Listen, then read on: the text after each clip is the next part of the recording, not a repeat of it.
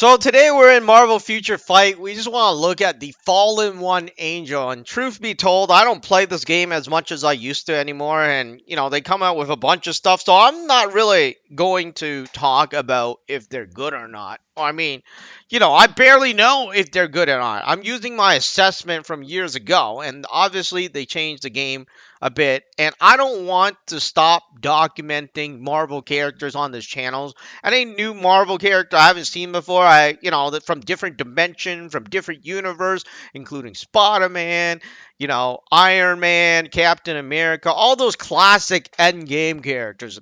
The problem is I don't want to document Shang-Chi, saying Shang-Chi or like some new stuff. I mean, I am not a big fan of those. I am the original OG era. So, if you're here thinking I'm going to give you some I don't know, assessment of the character based upon this particular game. Unfortunately, I don't think I can help you out at all. I mean, most of my thoughts are back in the past. And even though when I look at these things, it seems good, right? But I don't actually know if it's tier S or SS or whatever because I'm looking at this and I'm thinking, hey, you got recovery, that's awesome. You got increased damage, increased defense, that's awesome, right?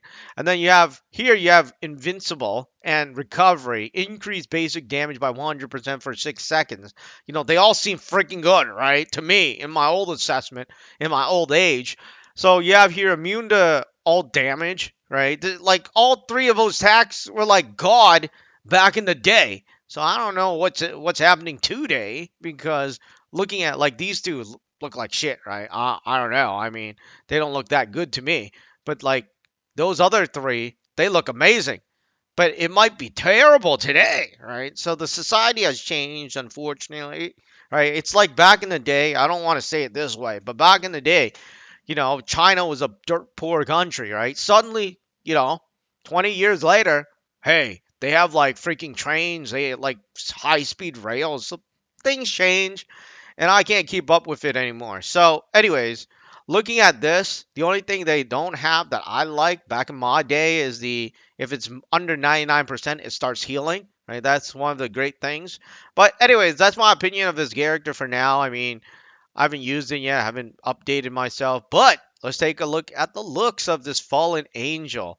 And damn, he looks like a freaking king. I mean, he's like the king of all dragons, the fallen one, angel. Right. So, anyways, I mean, he looks really cool. I mean, he looks like a dragon king. Like, seriously. But, anyways, I mean, I was looking at the character and I, that's the only thing I felt was missing. Under 99% HP, it starts recovering.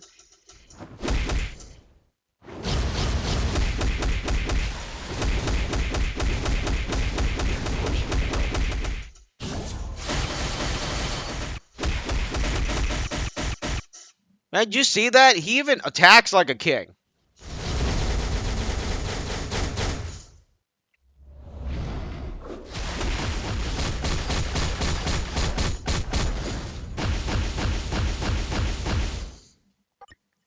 You see, you know what they should do?